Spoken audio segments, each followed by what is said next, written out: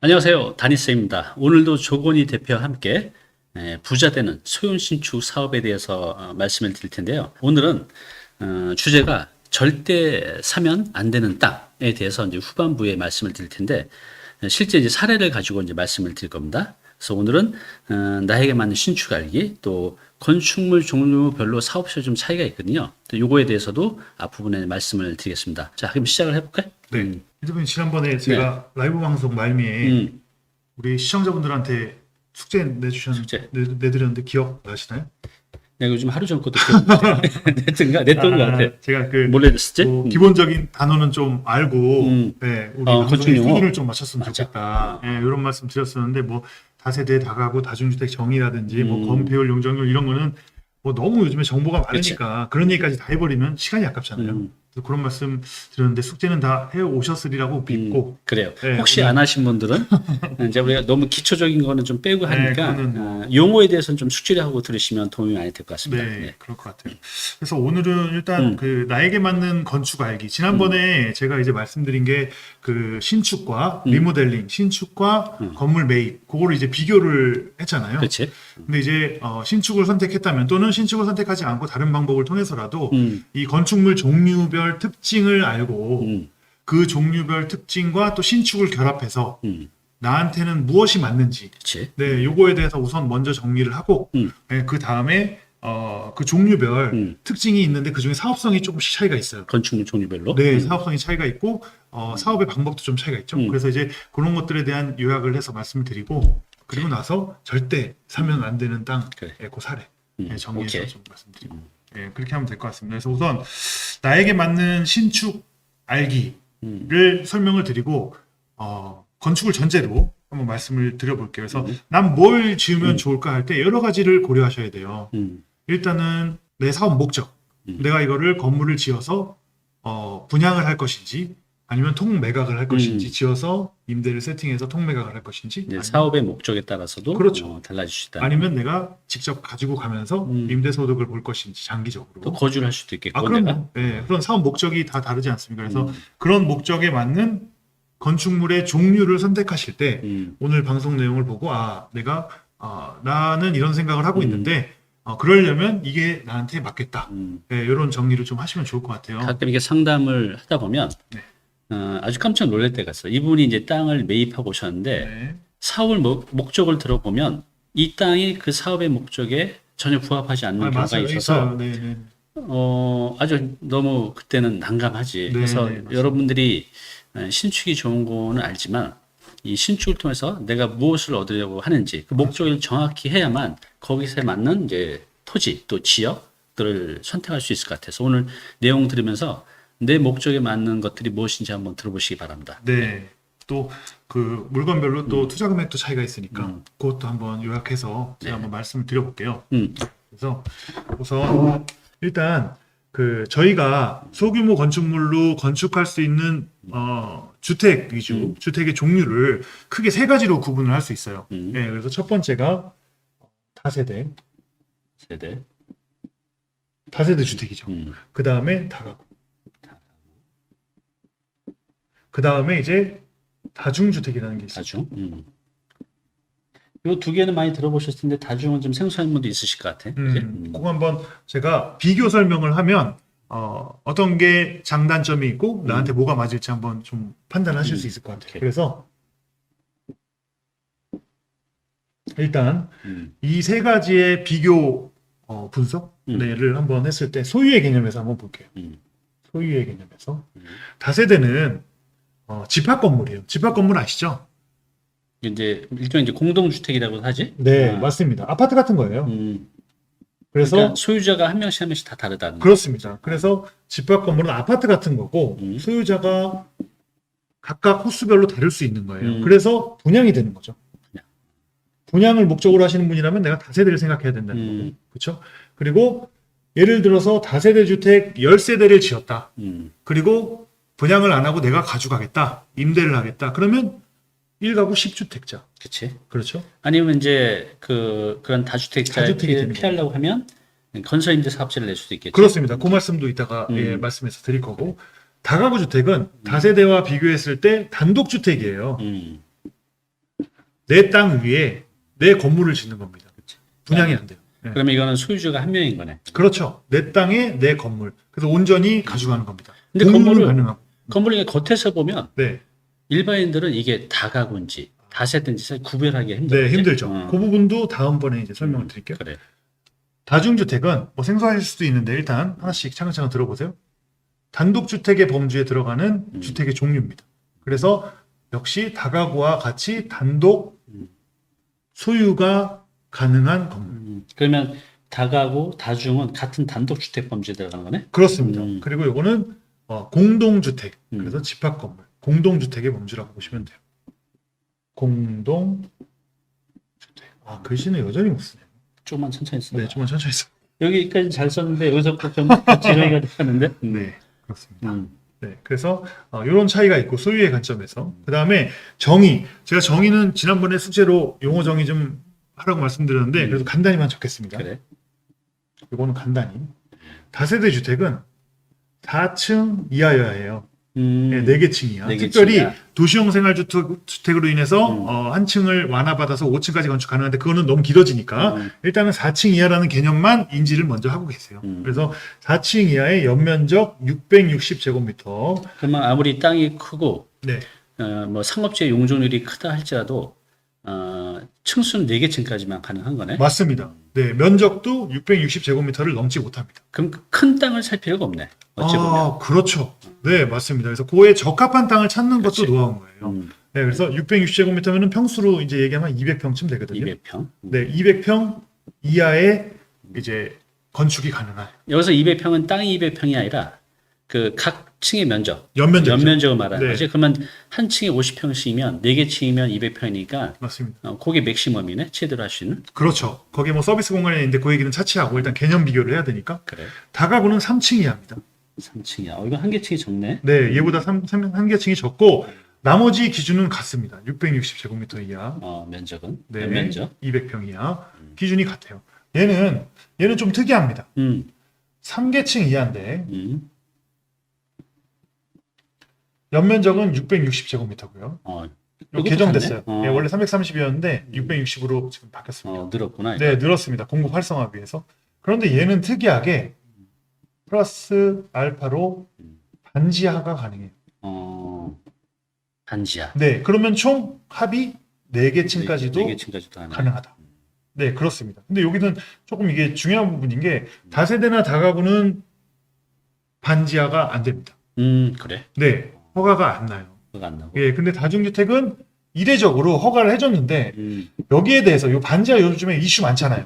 이번에 비 많이 와서 많이 잠겼지. 네, 그래서 좀 있었고. 네, 그래서 그 반지하에 대한 그 인식도 사실 뭐 좋진 않죠. 예, 그런데 뭐 사실 이제 반지하를 뭐 살고 싶어서 사는 건 아니잖아요, 사실. 예, 그래서 반지하에 이번에 그 이야기가 이슈가 됐던 그 수해 문제. 뭐 뉴스에서 보셨겠지만 예, 침수돼서 이렇게 수해를 입은 그래도 일가족이 또 예, 그 물의 홍수로 인해서 예, 그런 사건이 있었잖아요. 그래서 요번에 그 서울시에서 이제 그 반지하 공급에 대한 이슈를 한번 얘기를 했어요. 이게 굉장히 중요해요. 사실 지금 시점에서 서울시에서 이 다중주택 반지하의 허가를 지금 안 해주고 있어요. 그래. 네, 네. 그래서 지금 이제 앞으로 반지하는 못 짓는 거야? 서울시에서는? 그렇습니다. 지금 허가를 안 해줘요. 그렇구나. 네, 근데 요거에 대해서 또 좀 재밌는 자료가 어제자로 나왔더라고요. 그래? 그래서 제가 좀 준비를 해봤거든요. 그래. 그럼 자료 보면서 볼까? 네, 요거 자료 조금 보시면 재밌을 것 같아서 제가 준비를 좀 했습니다. 그래서 요거는 서울 그 연구원, 그래서 과거 서울시정개발연구원이라고 해서 그 서울 정책 만들 때 그 통계 자료라든지 이 조사 자료, 데이터 자료 만들어서 그걸 기반으로 해서 사실 좀 많이 이 정책을 만들고 하거든요. 그래서 과거에는 서울시정개발연구원이라는 이름을 썼는데 지금 이제 서울연구원. 네, 그렇게 해서 그 서울의 반지하 주택이 얼마나 있는지에 대한 데이터를 정리를 했더라고요. 그래? 네, 재밌죠. 그래가지고 요 부분을 제가 조금 그 준비를 해봤어요. 그래서 요게 지금 서울의 그 반지하 주택 분포의 화면이에요. 진한 곳이 많은 곳이네. 맞습니다. 네, 그래서 구별로 조금 살펴보면 중랑구, 네, 중남구가 가장 많다는 건가? 아니요, 가장 많다는 건 아니고 제가 많은 가구만 조금 체크를 해봤어요. 만 가구 이상 되는 것들. 네, 중남구가 많다. 네, 그래서 12,000가구, 성북구도 12,000, 음, 강북구가 14,000, 음, 은평이 12,000, 음. 관악이 16,000. 뭐 관악 같은 경우에는 전통적으로 사실 뭐 고시원이니 그치. 예, 반지하 주택 뭐 이런 것들이 많은 거고. 관악구에서 그러니까 현재는 제일 많네. 네, 16,000. 주로 보면 이제 다소 낙후된 그런 지역들이 많고 그 반지하의 분포가 이런 지역들에 많이 돼 있다. 예, 이런 자료를 보면 알 수 있고 제가 말씀드리고 싶은 게 이 부분이에요. 지금 보시면 반지하가 서울시 전체 가구 수의 5%를 차지해요. 그럼 이제 100가구가 있으면 5가구가 반지하라는 네, 얘기네. 그래서 호수로 따지면 20만 호. 엄청 많네. 네, 엄청 많습니다. 20만 호. 그래서 이 20만 호에 서울시에 사실 빈집 많이 없잖아요. 이 20만 가구가 환경이 좋지 않은 반지하지만 그래도 여기서 거주를 하고 있어요. 그리고 그 지역의 그 주택의 비율을 보면 다가구 주택, 좀 전에 말씀드린 다가구 주택이 30%, 40%, 8만 호 정도 되고 단독 주택이면서 반지하가 7만 호 정도. 그리고 다세대 주택이면서가 한 4만 호. 그리고 다중주택이 3%, 6천 호밖에 안 됩니다. 재밌죠? 네, 뭐가 재밌냐면 지금 이렇게 반지하로 공급된 거 아래 데이터를 보시면 반지하로 공급된 주택이 이 과거에 이게 지금 공급량이거든요. 건설 공급량, 반지하 건설 공급량 보시면 90년대 초반부터 중반까지 집중되어 있는 걸 알 수가 있어요. 그 이후에는 그 양이 많이 현저하게 줄었죠. 자, 90년대부터 95년이면 벌써 30년이 넘었습니다. 그러니까 노후주택이에요. 그래서 여기서 얘기하는 이런 반지하 주택들의 사진을 혹시 이해를 돕기 위해서 제가 하나 준비해봤는데 이런 주택이에요. 많이 보셨죠? 그렇지. 이제 네. 구도심감에 이런 건물이 아직 많이 있어. 아직도 많이 있습니다. 20만 호 있으니까요. 네, 그래서 이런 주택들에 있는 반지하 주택을 이야기하는 거예요. 아마 요번에 수혜를 입은 것도 이런 주택일 거예요. 근데 사실 이제 여기에 사는 분들이 여기 보시면 이제 요 부분이 반지하겠죠? 그치. 요 라인, 요 부분과 요쪽 출입구 있는 요 부분이 이제 계단 밑으로 반지하가 이제 들어가는 부분일 텐데 여기에 계시는 분이 사실 여기 살고 싶어서 사는 건 아니거든요. 그렇지. 네, 근데 서울시에서 이제 반지하 주택을 공급을 안 하겠다라고 하니 자 보시면 80% 이상이 95년 이전에 지어졌고 다 오래됐어요. 아마 조만간 철거가 될 겁니다. 그러면은 여기 이제 반지하에 사시는 분들은 또 어디론가 이주를 해야 되지 않겠습니까? 그러게. 그죠? 네, 이 소규모 주택 또는 뭐 반지하 주택에 사는 분들이 또 이 노후된 주택으로 인해서 철거가 신축이 많이 이루어지니까 예, 이전을 해야 돼, 이사를 해야 돼요. 이사를 해야 되는데 그런 공급량 그 이주 수요, 철거로 인한 이주하는 그 수요가 갈 곳이 제한적이다. 왜 앞으로 이제 반지하 공급이 서울시에서 제한이 되니까. 네, 그런 데이터입니다. 그래서 제가 이 데이터를 좀 준비를 해봤고 여기 보신 것처럼 90년대 이후에 4만 호, 7만 호 지은 것들이 이제 30년 이상 연식이 다 돼서 이제 철거를 앞두고 있다. 그래. 그러면은 이제 반지하가 아까 보면 서울에 한 5% 정도를 차지하고 있다고 하는데 20만 호. 20만 호? 그러면 이제 막 30년, 40년 된 것들은 철거를 할 테고 그렇죠. 그럼 이제 서울시에서 앞으로 이런 반지하층을 못하게 한다고 하면 거기 살고 계신 분들은 어디론가 이동을 해야 되는데 그렇죠. 1층, 2층, 3층보다 반지하층이 한 뭐 지역마다 좀 차이는 있지만 한 20% 이상 좀 저렴하잖아요. 저렴하죠. 네, 그렇죠. 그 이상 저렴. 그러니까 이제 이게 문제인 것 같아. 이제 뭐 어떤 물피해 때문에 이번에 이제 반지하를 못 짓게 했는데 그렇다면 그분들이 갈 곳이 점점 줄어든다고 하면 맞습니다. 그것도 그 말씀 하나의 또 드리는 이제 거예요. 문제인 것 같아. 네, 맞아요. 그래서 96년 이후에 지어진 거를 보면 지금 현재 20만 호 중에서 여기 통계에 이 내용을 계산을 제가 미리 해왔는데 보면 16만 호 정도가 없어져요. 96년 이전으로. 그러면 그 이후에 남는 앞으로는 이제 공급이 안 된다고 봤을 때 남는 거는 3만 8천 호 정도밖에 안 됩니다. 20만 중에서 약 한 16만이 없어지고. 그래. 그러면 이제 앞으로 있는 것들이 없어진다고 하면 기존에 있던 것들은 좀 경쟁력이 좀 있겠네. 이제 그렇다고 경쟁자들이 봐야죠. 없어지니까. 네, 지금 뭐 이론상 그렇다고 봐야 됩니다. 네, 그래. 재밌죠? 이게 이제 단자층, 다중주택들이 이제 앞으로 많이 없어지겠네. 네, 그래서 그런 것들에 대한 것도 시장 상황상 이런 상황이 지금 연출이 되고 있다는 것을 좀 인지를 하시고 우리가 이제 소규모 주택 사업이라든지 건축 사업할 때 거기에 대한 이 상황도 인지를 좀 하셔야 도움이 될 것 같아서 잠깐 준비를 했고요. 계속 이어서 해볼게요. 네. 그래서 얘는 특별하게 플러스 알파로 4층까지 가능했었는데 지금 현재 서울에서는 이게 허가가 안 된다. 앞으로는. 네, 요거는 근데 이제 앞으로 정책적으로 왜냐면 고지대라든지 수혜가 사실은 없을 지역은 좀 풀어줄 수도 있잖아요. 네, 오늘 기준으로 이제 요거는 말씀을 드리는 거고. 오케이. 네, 그렇습니다. 그 다음에 이것도 중요한 부분인데 사업자 등록이 있어요. 사업자. 네. 자, 요 부분은 다세대는 이제 다주택자가 되고 그렇죠. 세금에 대한 문제가 많기 때문에 반드시 사업자 등록이 있었어야 됐다. 네, 요거는 이렇게 된 지가 이제 꽤 됐었는데 사실 다가구나 다중주택에 대해서는 불과 몇 년 전까지만 해도 이 사업자 등록 안 했어요. 그치. 안 하고 진행을 하기도 했었어요. 네, 그랬는데 지금은 다 있어야 됩니다. 무조건 네, 있습니다. 무조건. 네, 무조건. 자, 그 이유는 첫 번째가 대출. 대출. 네, 저희가 이제 사업을 이행하기 위해서 이제 자금을 준비를 해야 되는데 그 자금을 내 돈 가지고 다 하지는 않잖아요. 예를 들어서 뭐 20억짜리 부지를 매입을 하는데 내 돈 20억을 가지고 땅을 사는 사람들은 거의 없을 거예요. 거기서 대출을 받고 또 사업비에 대해서 대출을 받을 수 있으니까 그렇게 레버러지를 활용해서 일을 하는데 이 사업자가 없으면 지금은 대출에 대한 규제가 있어서 정책적으로 불가능합니다.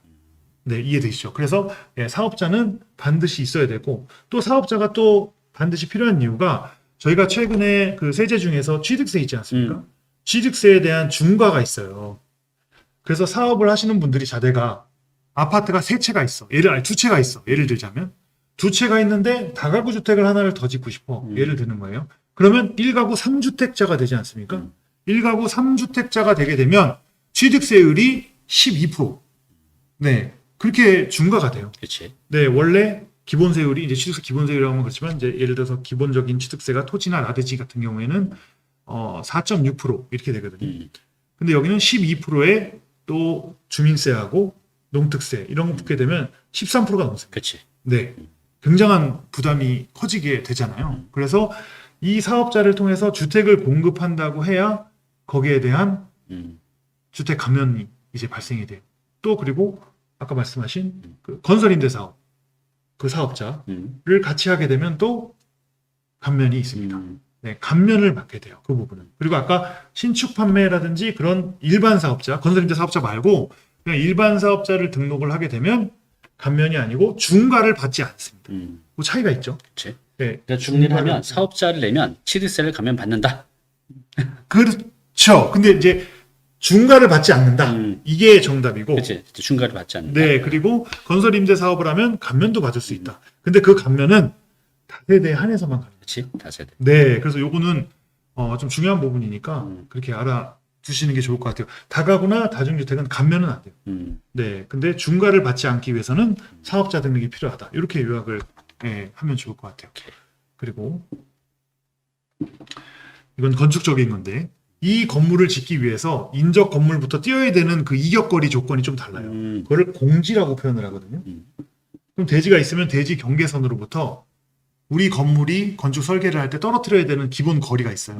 그 거리가 다세대는 사방으로 1m, 직사각형의 부지라고. 그러니까 내 땅에 접해 있는 그 대지하고의 이격거리. 네, 맞습니다. 그러니까 내 땅이지만 1m 안으로 들어와야 된다는 그렇습니다. 1m 안으로 들어와서 이제 건축을 해야 되고 다가구는 50cm. 0.5m네. 네, 얘도 혹시 50cm.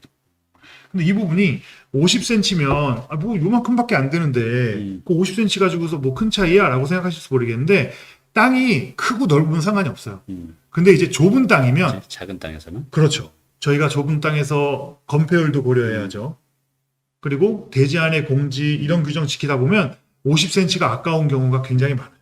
또 주거 지역에서는 일조권 때문에 건축물이 계획이 이렇게 약간 남쪽으로 밀린다든지 그런 게 이제 반영이 돼야 되는데 그때 남쪽에서 1m를 미는 것과 50cm를 미는 거는 굉장히 차이가 큽니다. 그래서 이제 땅이 작을 때는 뭐 이 건축물 중에 어떤 걸 해야 될지 네. 또 선택이 고민이 있을 그럼요. 텐데, 그것도 그치? 굉장히 중요해요. 그래서 혹시 내가 땅을 갖고 있다. 음, 그러면 내가 가진 땅이 과연 내가 주택 사업을 하고 싶은데 땅을 가지고 있다. 50평을 갖고 있다. 100평을 갖고 있다. 그러면 이 중에 뭐가 괜찮을지를 심도 있게 좀 생각을 해야 됩니다. 물론 사업 목적도 분양이냐, 뭐 앞으로 임대를 할 거냐 이런 것도 중요하지만 내 땅에 적합한 이런 컨셉이 어떤 건지 건축물의 종류가 어떤 건지도 판단을 좀 하셔야 될 것 같아요. 그래서 이제 나에게 맞는 이제 신축 그리고 건축물의 이제 종류별로 하고 있는데 이제 뭐 종류가 이거 말고도 많이 있는데 네. 이제 대표적으로 일반인들이 하시는 네. 다세대, 네. 다가구, 이제 다중만 가지고 좀 설명을 하는 거지. 네네네네 그렇습니다. 또 그리고 마지막으로 이제 주차장 주차장 중요하죠. 중요하지.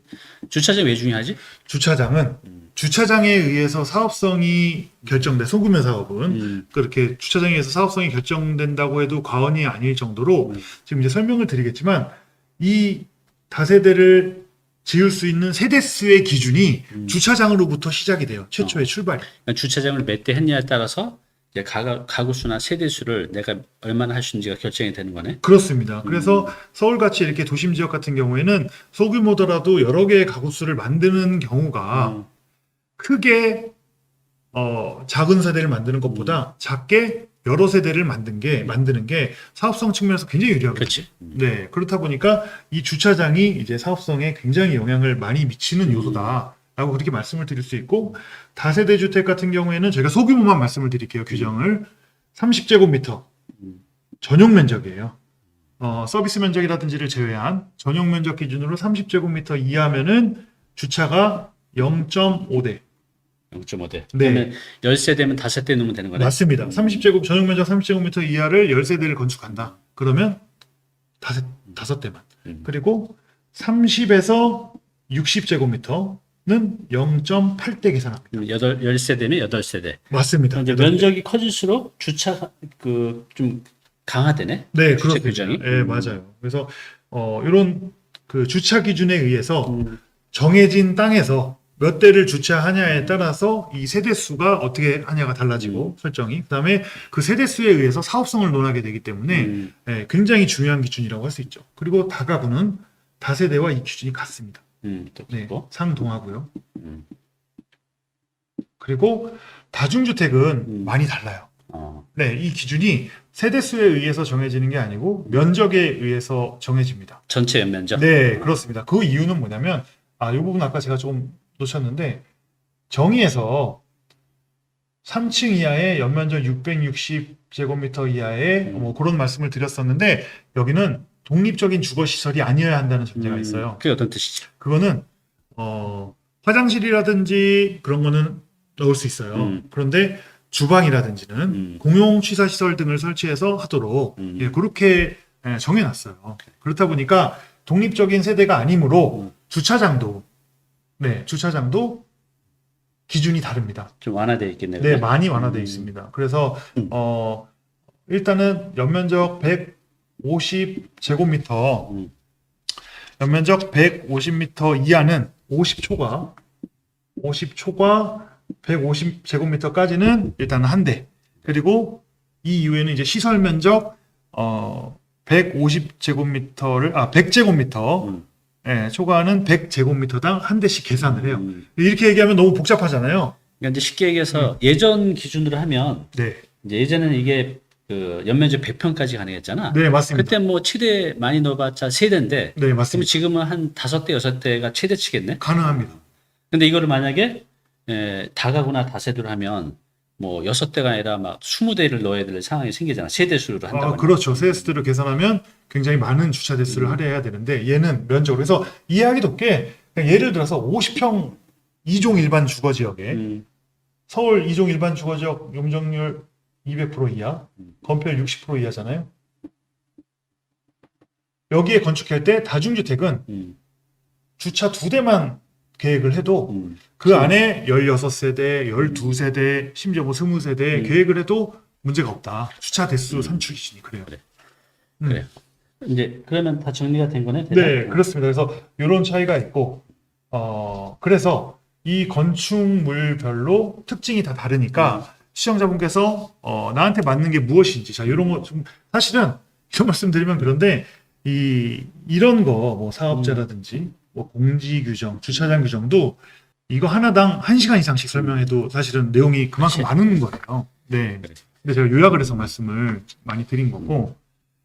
그래요. 그래서 이제 중요한 것은 나에게 맞는 신축을 하려면 내 사업의 이제 목적을 이해하는 게 중요하니까요. 여러분들이 왜 신축을 하려고 하는지 그걸 여러분들이 이해를 하시는 게 중요하고요. 그 다음에는 지금 보여드렸듯이 뭐 다중, 다가구, 다세대 건축물의 종류가 여러 가지가 있고 다 이제 다르다는 거죠. 그래서 이거에 대해서도 여러분들이 이해를 해야만 실수 없이 이 신축 사업으로 성공을 할 수가 있습니다.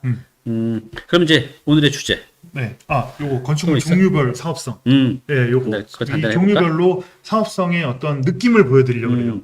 이거는 그래. 뭐냐면, 이 종류별 특징을 고려해서 내가 건축을 했을 때 어떻게 건축이 된다는 그런 느낌을 좀 비교를 해서 아시면, 지금 특징을 알았으니까, 나는 다가구를 하고 싶은데, 난 다세대를 하고 싶은데, 난 다중을 하고 싶은데, 다 있잖아요. 근데 이제 결국엔 사업성이 또 어떻게 차이가 나느냐, 이런 거에 대한 이야기도 조금 그래. 마무리를 해볼게요. 중요하지, 그래서, 사업성. 네, 사업성.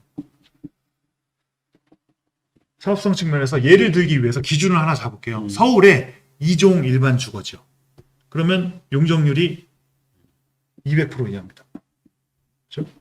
그리고 건폐율이 60% 이하. 이런 말씀 들어보셨죠? 그 용적률이 곧 사업성이다. 뭐 이런 얘기 뭐 있지 않습니까? 그치?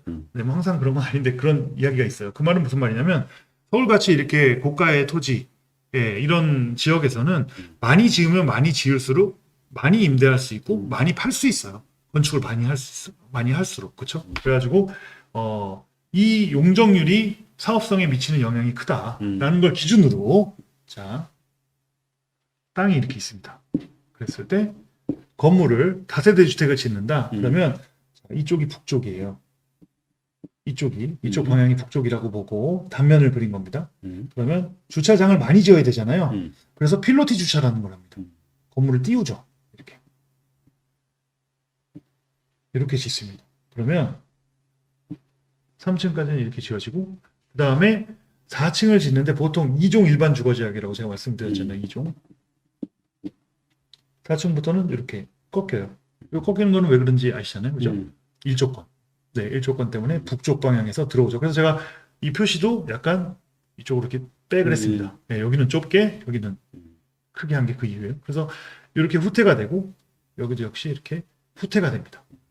그래서 이제 일조권은 받는 경우도 있고 네. 또 도로 조건에 따라서 안 안 받는 경우도 있겠죠. 있어요. 근데 이제 비교를 하기 위해서 항상 이렇다는 건 아닙니다. 그냥 이 세 가지 같은 컨디션일 때 그리고 되게 일반적으로 많은 그런 이종 일반 주거 지역의 컨디션을 기준으로 대부분 일조권을 받지. 그렇습니다. 대부분 받죠. 그래서 그 받는 땅이라는 전제 하에 이 예를 드는 거예요. 그래서 비교를 하실 수 있도록 정리를 하는 겁니다. 그래서 이렇게 돼 있고 그다음에 여기서 2층 바닥과 3층 바닥까지 아까 제가 건축을 많이 하면 할수록 사업성이 좋아진다고 말씀을 드렸잖아요.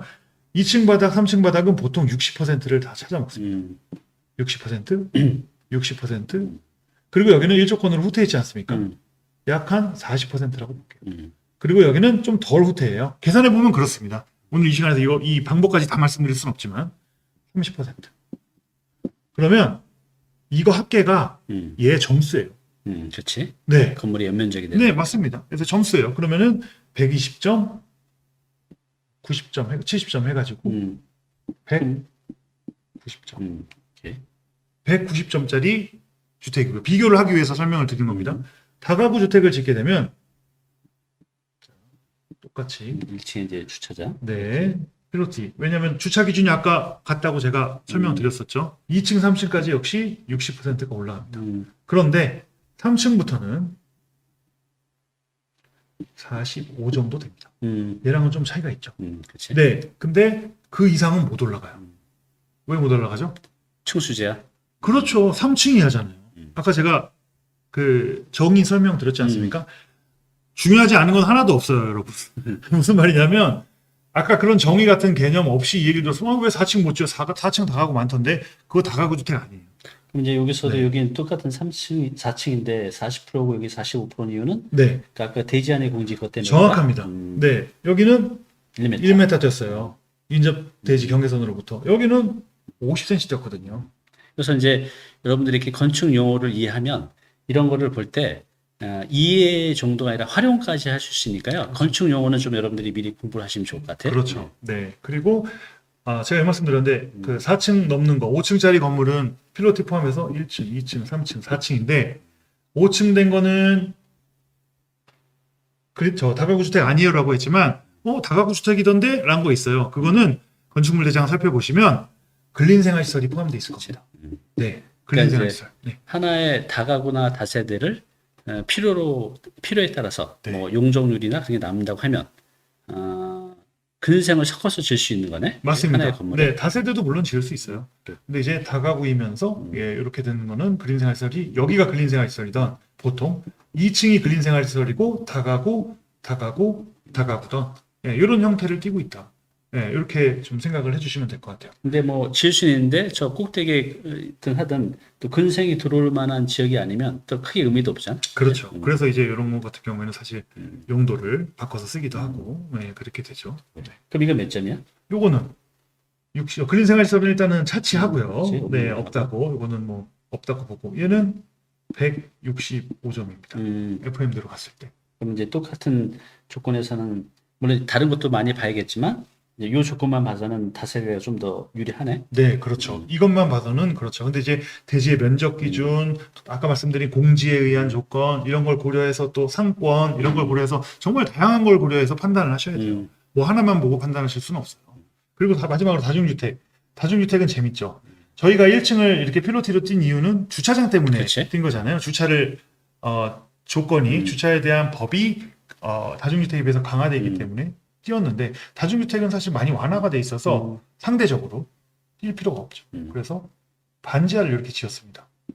최근엔 안 되지만. 그리고 이렇게 해서 아까 1층, 2층, 3층에 반지하까지. 자, 그런데 지었는데 점수 이 바닥의 면적이 60%씩이 가능합니다. 그러면 240점이네? 그렇죠. 240점이죠. 그래서 사실 다중주택이 수익성이 좋다. 소규모 사업에서의 수익성은 좋죠. 하지만 이제 반지하가 안 된다는 거지. 그렇죠. 이제는 이게 이제 안 되고 안 되면 63 180점이네? 그렇죠. 결국엔 180점. 여기다가 근린생활시설을 넣는다든지 뭐 지하에 반지하에 근린생활시설을 넣는다든지 이렇게 하지 않는 이상은 점수가 180. 근데 이거는 비교를 순전히 이제 이 정의와 함께한 비교를 위해서 설명을 드리는 거고 케이스 바이 케이스 오케이. 땅의 상황과 컨디션에 따라서 많이 다릅니다. 그래. 그럼 이제 지금까지 우리 조건희 대표께서 나에게 맞는 신축이 무엇인지 알고 또 건축물의 종류별 이제 사업성도 말씀을 해주셨어요. 그래서 여러분들이 이런 거에 대해서 기초를 이제 단단히 하면 앞으로 여기서 설명하는 것들이 이해를 넘어서 활용까지 할 수 있으니까요. 오늘 방송 보시고 이해가 안 되는 건축 용어가 있으시면 요즘 유튜브에 쳐보시면 아주 잘 설명되어 있습니다. 특히 단위TV 제 안에 들어오시면 아주 쉽게 설명해 놨으니까요. 그거 한번 보시면 아무도 도움이 많이 될 것 같습니다.